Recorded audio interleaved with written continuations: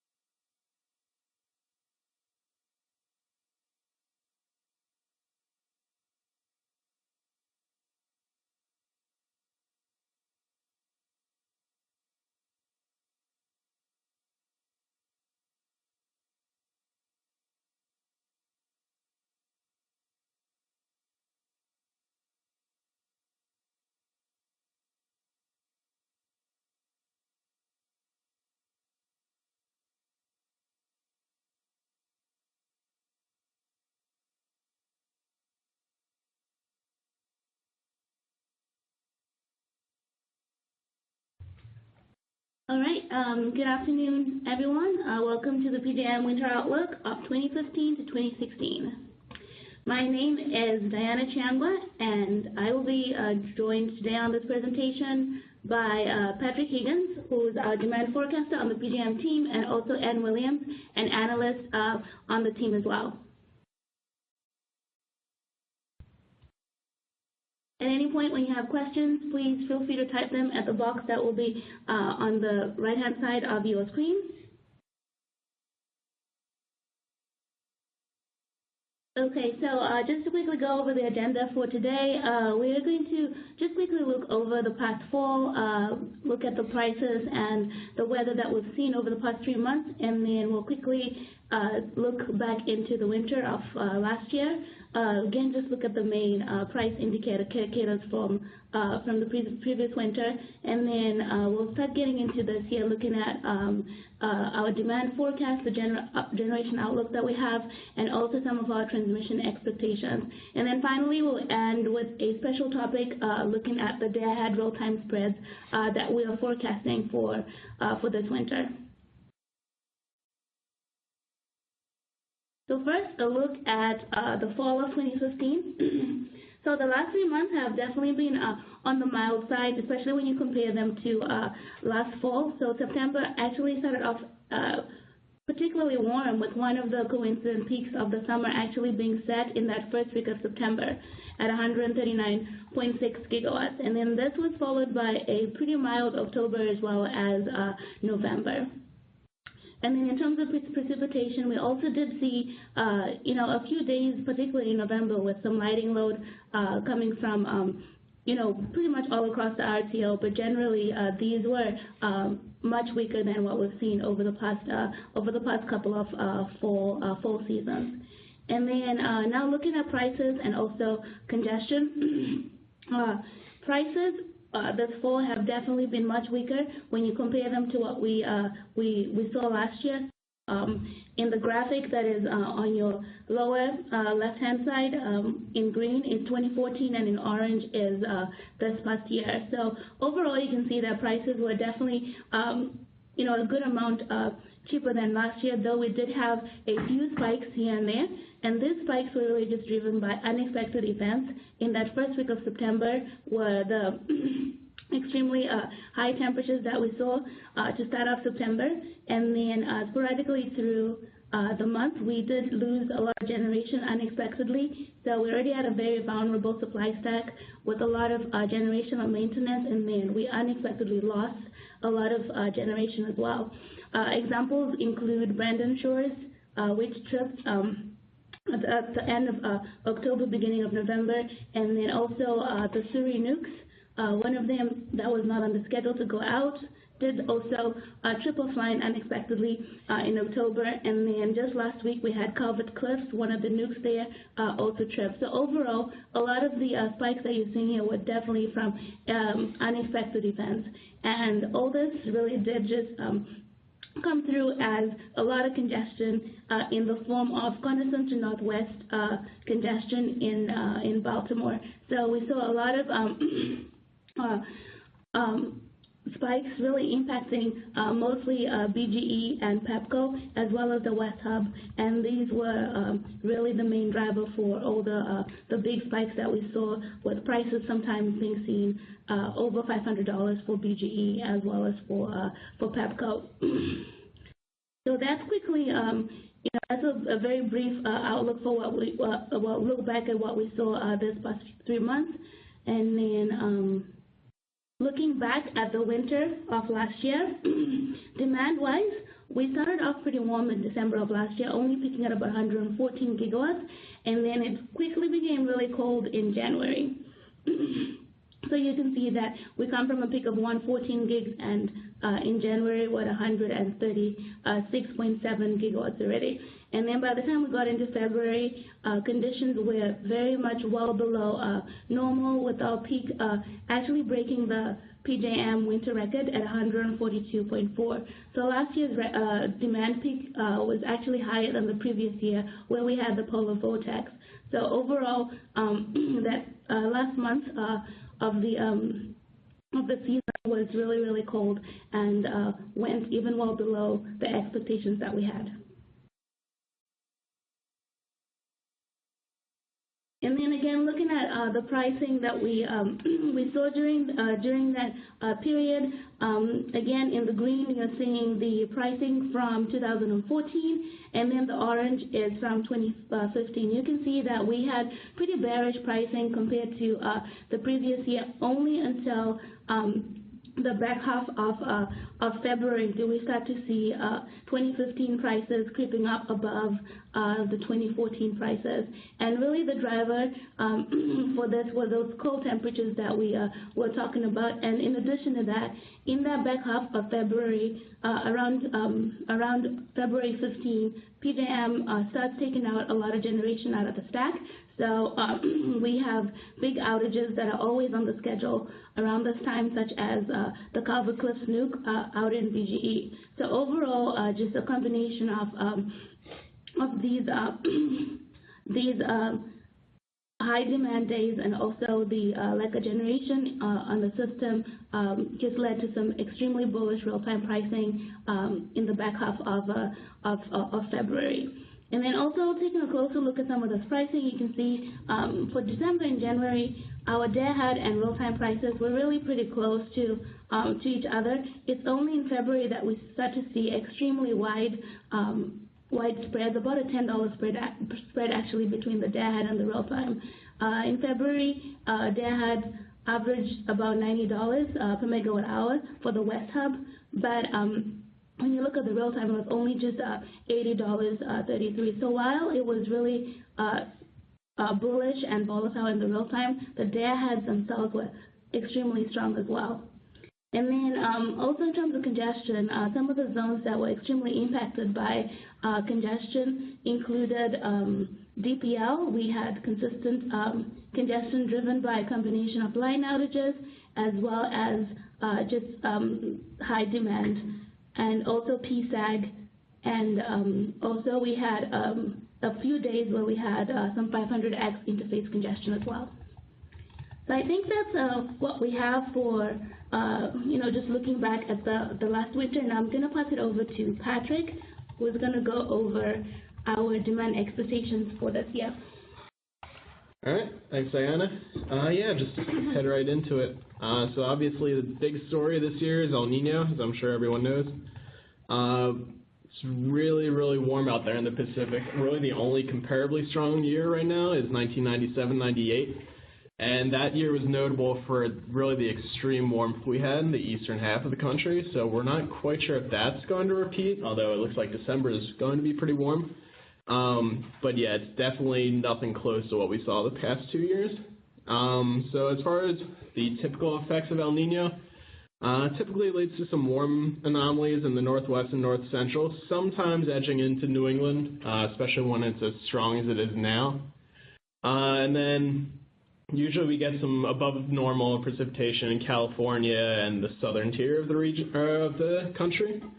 So the thing that we think is going to bring some of those cool anomalies up the coast is the continuing positive PDO. So that's what we saw that was driving the past 2 years of really cool conditions. So we're not expecting it to be anywhere close to what we saw the past few years again, but we are expecting those cool anomalies to creep up the coast, particularly in February. So overall, expecting conditions to be slightly cooler than normal, although with how warm December is looking, that probably is going to end up closer to seasonal in Midday and South, and then definitely warmer than normal in ComEd and West. As far as precipitation, wetter than normal along the coast, and then dry conditions out in the interior parts of the country. All right, looking at the monthly breakdown. So again, that December forecast we came out with November. It's looking like it's definitely going to be warmer than that. So we were expecting the back half of the month to start to moderate and even get a little bit cooler than normal. So it looks like that last week of the month could again get a little cooler than normal, but it's not going to be able to outweigh we're going to see over the next week and a half or so. And even demand-wise, we typically see some weakness after Christmas, so it's going to be a dud as far as temperature is concerned. So we're projecting a 112 gigawatt peak for December. That's probably going to come the week of Christmas, early in that week, before we start to see that holiday weakness take over. Moving into January, still looking pretty mild. Expecting above normal out in west, ComEd, northern parts of Midday, and then only getting close to seasonal in south and southern Midday. As far as the peak's concerned, we're expecting the peak for the season as a whole to come in late January. That's typically when temperatures are at their lowest points climatologically. But then as we get into February, we're expecting that to be a little cooler than normal. So again, we'll probably see still popping above 120 gigawatts early February when temps are still cold enough. So as far as progression is concerned, it's similar to what we saw last year with the warm December and then eventually ending with a cold February. But that's really where the similarities end. It's going to be a lot warmer than we've been seeing lately. But it looks like I might have skipped the precipitation slide is next. Just skip ahead to that. So precipitation, as far as that's concerned, it's pretty similar all 3 months. We're expecting below normal precipitation out in the interior parts of the country, mostly affecting ComEd, but getting into parts of West as well. Seasonal for much of West, and then pretty much above normal every month, particularly in January for the coastal parts of the country. So yeah, typically precipitation during the winter brings demand up in the afternoon because of lighting load, but then because of that cloud cover, the temperature is basically trapped down below the clouds and it weakens heating load. All right, so moving into what we're expecting for wind. It's looking like it's going to be pretty similar to last year as far as capacity factor is concerned. So PJM has varied pretty significantly over the past 3 years, ranging from about 41% to all the way up to almost 60% a few years ago. MISO wind, that's been a bit more consistent. They've only varied from 38% to about 42%. So we're expecting it to be still slightly weaker than normal, kind of like what we saw last year. With a 46.3% capacity factor in PJM and about 38% capacity factor in MISO. But due to the increase in capacity, we're actually going to get a little more generation than we saw last year. So that's about it for weather. We'll move on to more supply and generation stuff. Thanks, Pat. So to start off generation, we're going to talk about retirements and additions that are expected over the next 3 months. In terms of retirements, very few are expected to deactivate. I think the more notable one here is Perryman 2, but the one thing to note is there was a pretty significant mechanical failure on that unit back in February of 2015.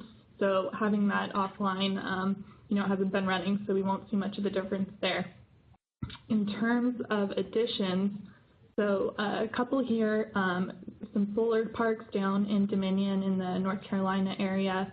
There's a hydro plant coming online in DEOK, but the more notable one is Panda Liberty. So this is an 830 megawatt combined cycle facility in northeastern Pennsylvania.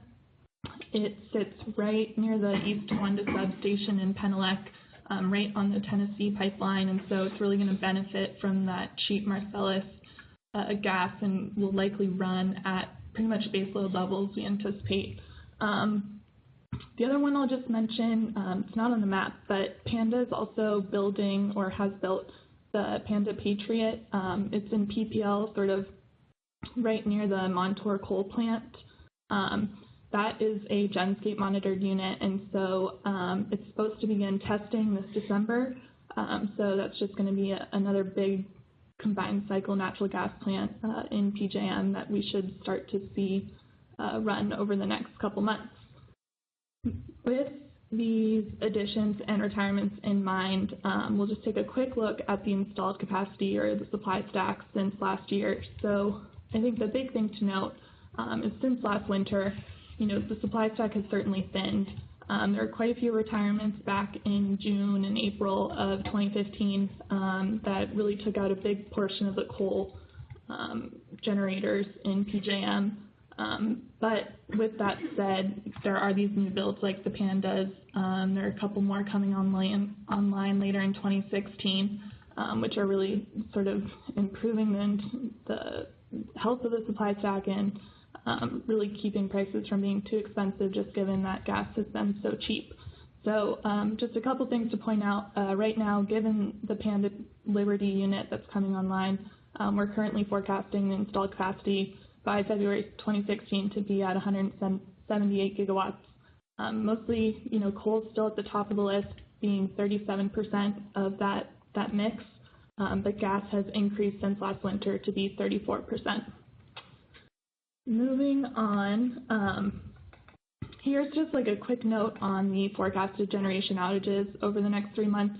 Again, not too many outages over the winter season, especially compared to last year. Numbers are down. I think the one area where we see a difference is the end of December, but we don't anticipate this being a big price driver, just given that demand that week tends to be very weak considering the holidays.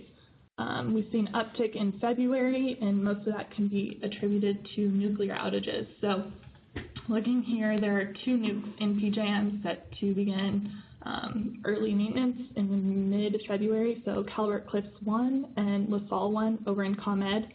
And then worth noting here, there's still some nuclear outages as of today in PJM, so 32 is still offline, but Dresden 3 is actually making its way back up to full capacity over the next few days. So that's in terms of outages. Moving forward, we just wanted to sort of provide a quick note on generation this winter and how things are supposed to pan out just in terms of winter preparedness. So for some background, back in September, PJM presented to FERC on their winter preparedness generally. So in their report, they say that they anticipate having 177.6 gigawatts of electric capacity resources. Their winter peak demand is 131.7, so sort of right in line with what we have forecasted as well.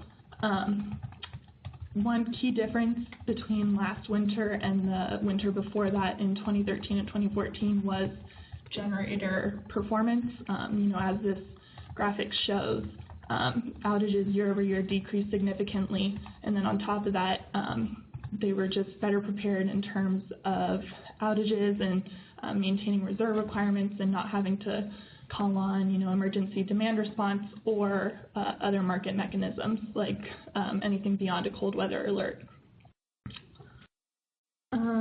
Now we're just going to talk a little bit more about fuel, but before we sort of divulge our expectations over the next coming months, something we just wanted to really highlight is that there's more gas in PJM than just TETCO M3. So, even in our reports, we're sort of guilty of scrutinizing TETCO M3 and reporting it as, on a daily basis, but there are a number of other gases that do supply generators in PJM. So, as this table here shows, Dominion South, that pipeline does supply quite a bit of gas to different plants in PJM, followed by TETCO M3 is just shy of 20%. Other notables include Transco Z6, Chicago City Gates, and then Transco Z5 non-wiggle. I think a key piece here is illustrated down in this graphic. So what you can see is the little plus signs are the West Hub price, and then the colored lines are the different gas prices. That V5 non-wiggle is the green line, and you can see when there's like a pretty strong uptick there just after January 2015, and then again towards the end of February of last year. You see the corresponding spike in West Hub prices. Moving forward, we also just wanted to highlight some switching and when it does happen where gas isn't necessarily setting the margin. So simple supply and demand, as temperatures become colder, gas prices do climb. And it's in those situations where we do see oil become a little more efficient than gas-fired, like natural gas plants. Prices for oil during the winter are pretty static. So last year they oscillated between $12 and $16 per MMBTU. And obviously gas prices don't have that static nature, so that's when we start to see the switching. I guess first starting off with the two charts below, we can see that oil, the orange color, is more important during those colder hours in the evening and then most notably in the morning. Last year it was more the case during February when it was colder, and we could see oil running more then. In this table, we have just like a little bit of a demonstrative to show when we're going to see oil plants be more efficient than gas plants. So just to sort of give some background here, Hunterstown is a gas plant in Med-Ed, Bergen is a gas plant in PSEG, and then Chesapeake is an oil unit down in DPL. So oil here for Chesapeake was assumed to be $14 per MMBTU at that heat rate, so that's the constant 204. But then for Hunterstown and Bergen, we do use the natural gas price listed in that top row. So, at $2, Hunterstown and Bergen are still far more efficient to run than Chesapeake, but it's when we get to $12 that we see some change. So Hunterstown still at 124, still more efficient than Chesapeake, but Bergen is now at 241. So Chesapeake is going to be more efficient than Bergen in this situation. And then that last column to the right sort of illustrates how Hunterstown actually also is sort of displaced, and Chesapeake is the most efficient of the three there. Now, in terms of what we are expecting over the next 3 months. So we spoke with the natural gas team here at Genscape, and in combination, all indicators point towards cheaper gas as compared to last year. Those indicators are, production is up significantly along the East Coast. Prices have been so cheap that some producers are even shutting down their wells. This graphic is pretty clear in showing how Eastern production is up significantly, but then, for the remainder of the United States, it's not necessarily the case. At the end of the summer, inventories were up at record highs. Overall, demand has stayed pretty static, but given all this extra production, supply is really up there.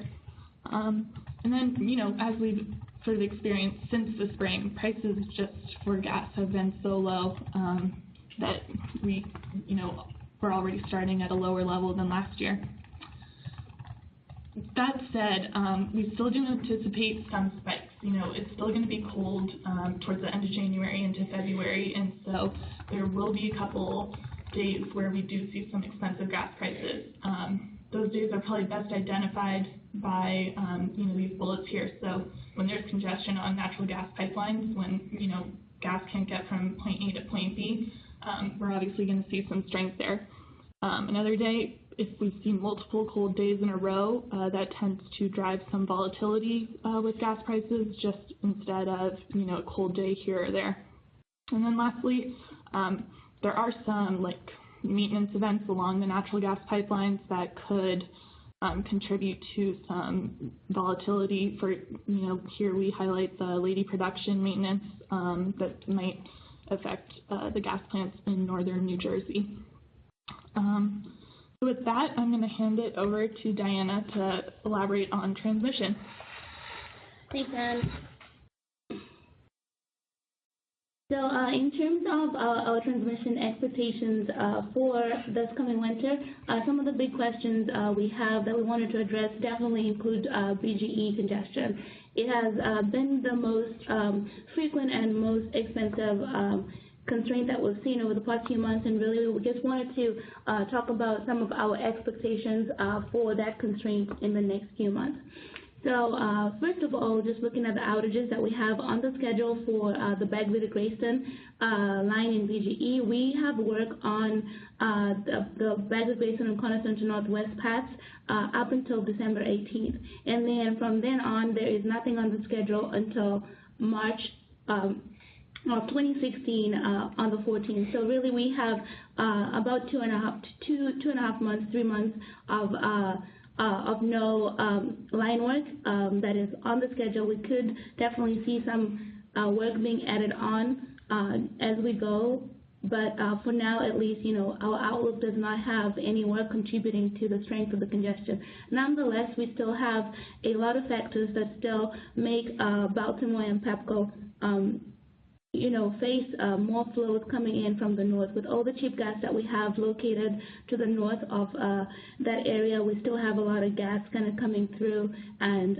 we'll continue to stress that area. So Bagley to Grayston will still be a constraint that we expect to see over the winter, and this is a constraint we've seen during the past winters, but definitely this year with the much cheaper gas expectations that we have, we'll likely see more of it. Also looking at our demand forecast, we do have some below normal expectations for BGE going down into DC and Richmond.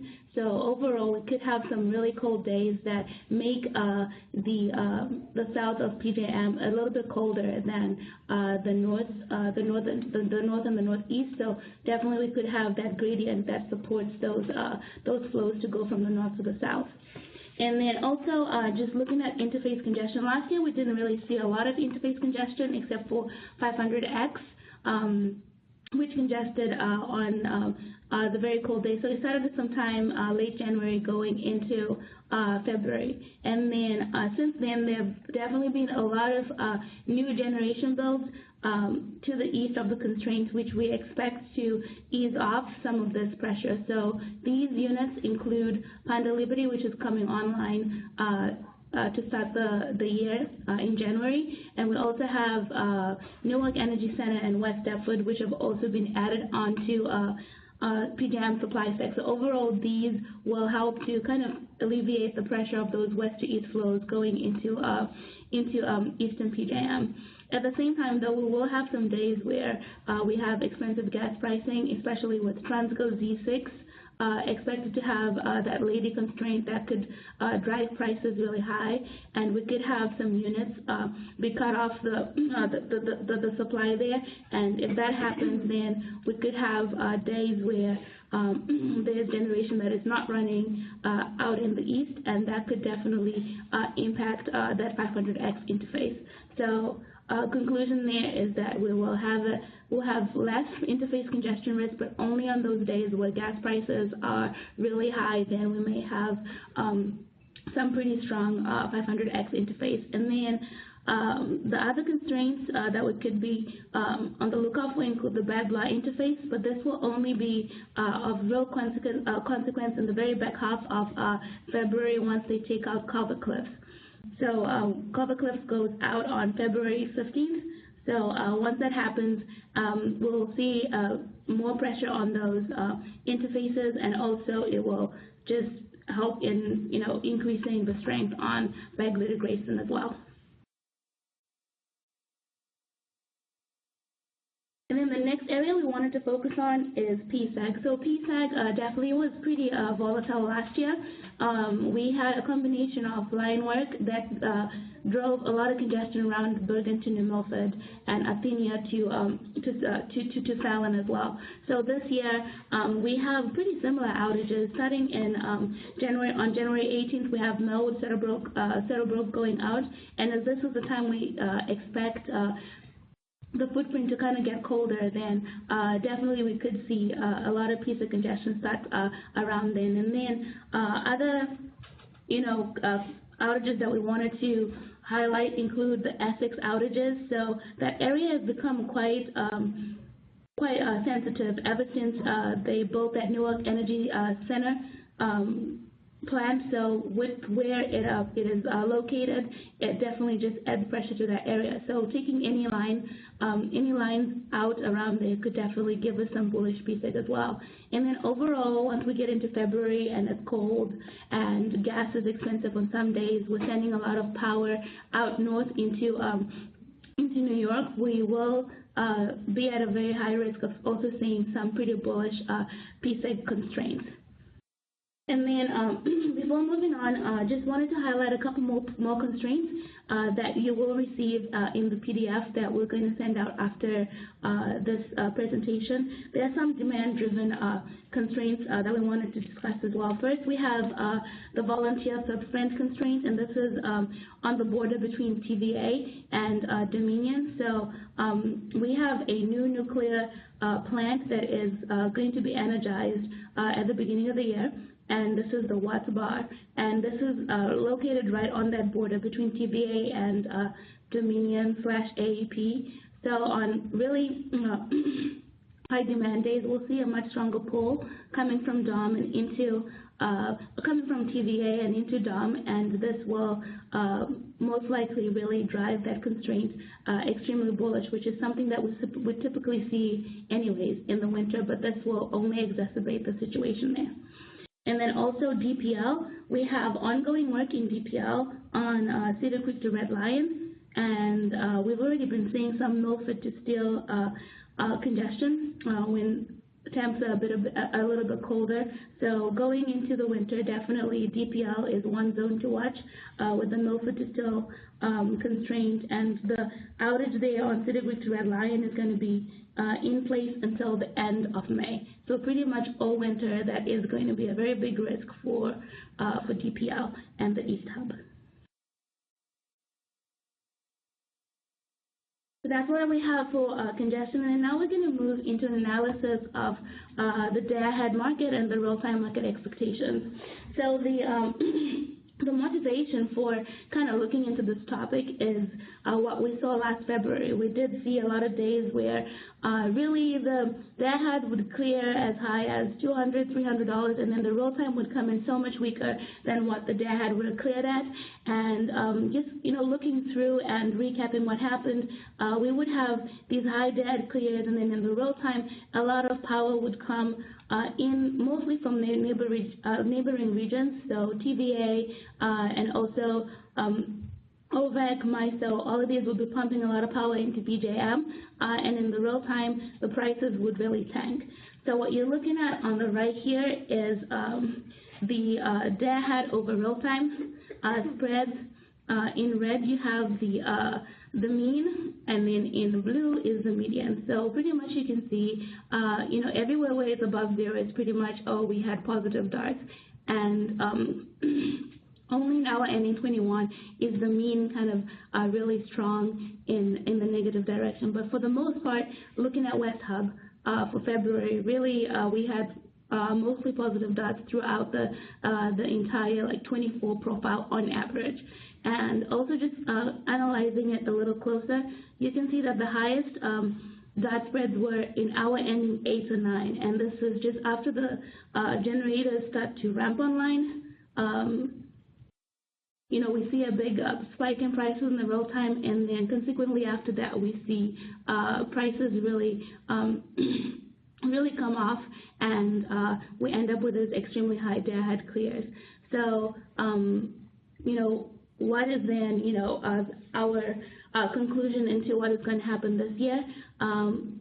PJM looked into this as well, and they found out that the lost opportunity cost from last year was about $31.7 million, and the lost opportunity cost here is just the dollar amount placed on the generators that were committed in the day-ahead, but ended up not being utilized once we got into the real time. So as you can see, these are broken down by the unit type. We had CTs making up the majority of this type of units that were just committed in the day-ahead but ended up not running, and also the steam plants. So these are both coal and gas as well. So a lot of plants actually just ended up not running in the real time. And we think that this is something that going forward, PJM is going to have to sort of curtail. So, and there are multiple factors also supporting this. We have a much weaker demand expectation this year, so overall we shouldn't have the need for all these CTs to be committed in the day-ahead to start with. And also we have cheaper fuel prices and just better generators and better generator performance as well. So overall we think that day-ahead clears are going to be a little bit lower, and as a result we should see that spreads kind of tighten as we go into this winter.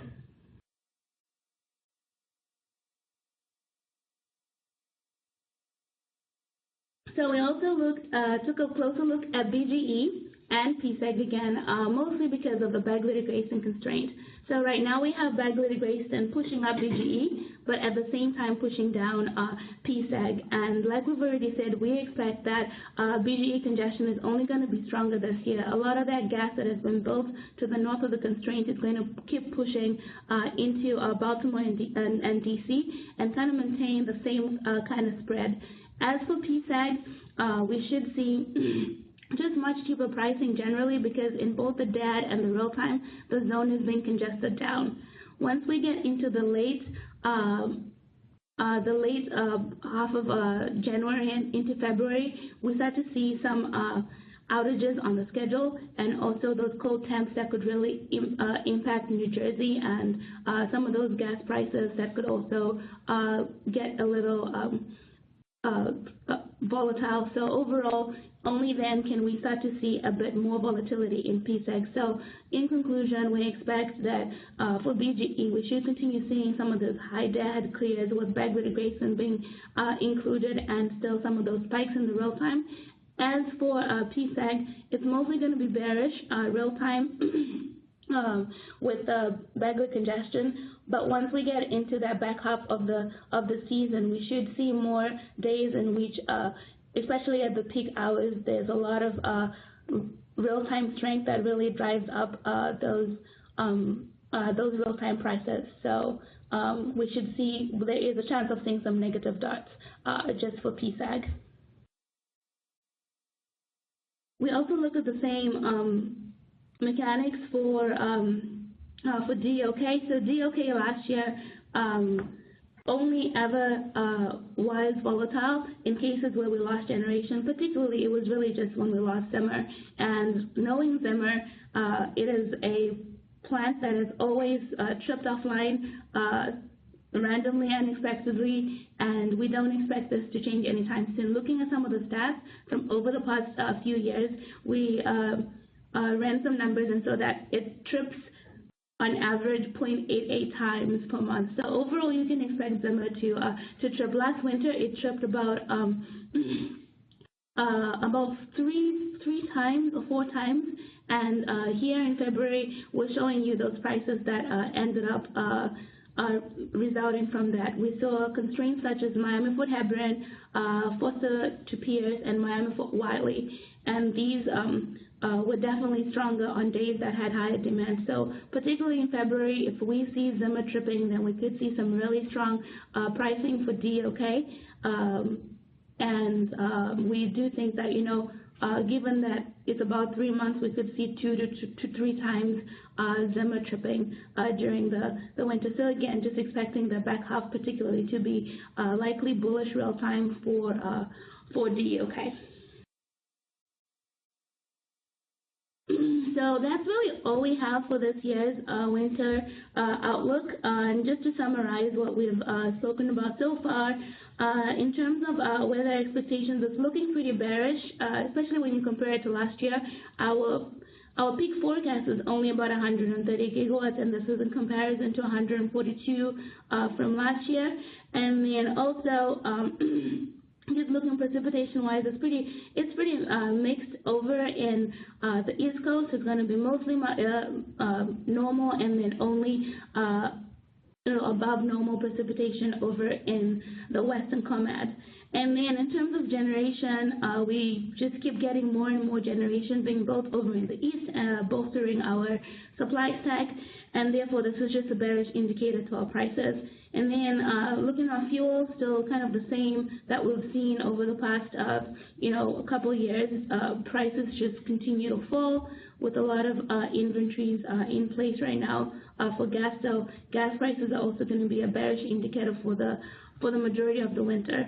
And then congestion-wise, we don't really have a lot of work that is expected to drive upside on the West Hub. I mean, there'll definitely be some days, some really cold days where we see some Dominion congestion and also really big BGE congestion. But otherwise, it's really us just watching the Bagley to Grayson line.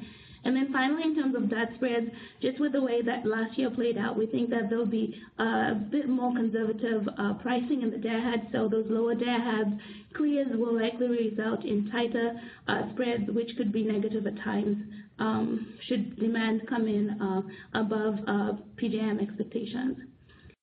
So this is what we have. We'll now open the floor for questions.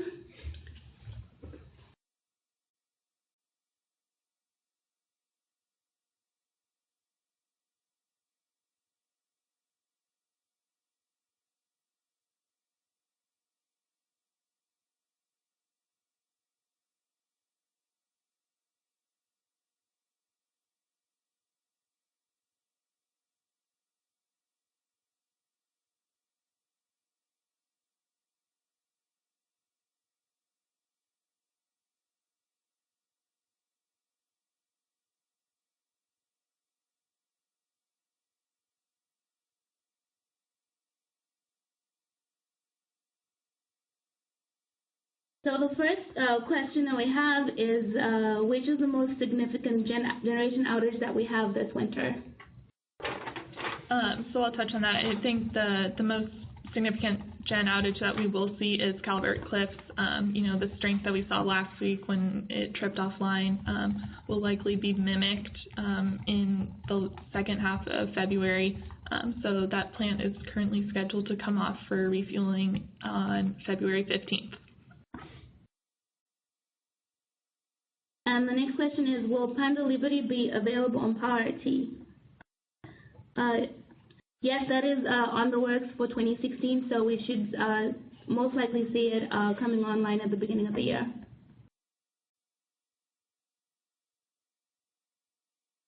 All right, we just got one that asks how long will it take to see if the positive PDO effect will be stronger or weaker than the El Nino effect? So one thing I definitely want to make clear is that we're expecting El Nino to weigh out over the PDO. It's just that in February, we're expecting El Nino to degrade a little bit, and then that's where we see the PDO effect start to have a bigger effect on things. So if the PDO was stronger than El Nino, we would be getting something like we saw the past year. So El Nino is definitely going to be stronger there. As far as if we know that the PDO effects are going to actually happen in February, I think we'll have a better idea of that in January, especially if we keep getting this very warm winter that's been playing out for December. So I think in January we'll definitely have a better idea of whether that's going to happen or not. Okay, so another question is, what congestion were you expecting in TVA and Dominion? And this was a volunteer to suspend 500 kV line. It's right on the border, so almost a tie line.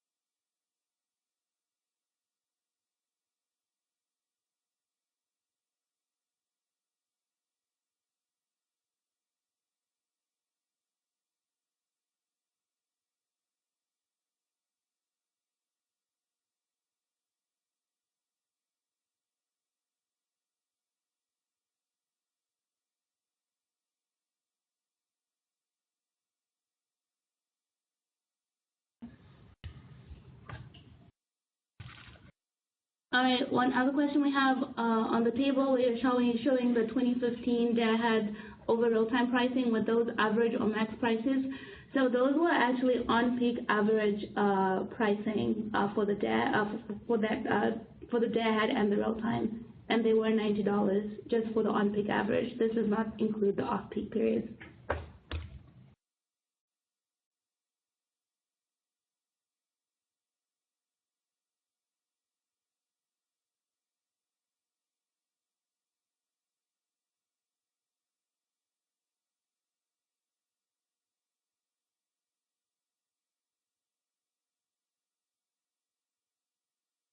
Oh, yeah, you do. So we've been asked to expand on congestion in ComEd. So a hot topic recently has been Cherry Valley congestion, either on the 345 kV transformer or the Cherry Valley to Belvedere line. Going forward, we do anticipate that line and the transformer to keep congesting. So the line work there is expected to end this Friday. But even with that, the congestion should continue and give some upside to EHUB, especially given ComEd demand will be increasing throughout the winter. And then on top of that, MISO wind is expected to stay strong for the following months. So both those in combination, and then in addition to strong output from Byron, should it not do any load following, will drive some pretty bullish congestion on Cherry Valley for the remainder of the season.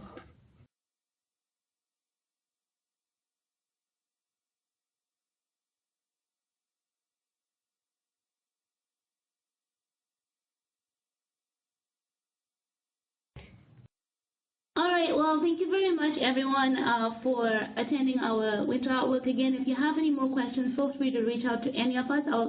Our contact information is going to be at the end of the slides. I'll just show you that. So you can reach out to any of us, and we will gladly look into any questions you have. Thanks a lot, and hope to talk to you soon.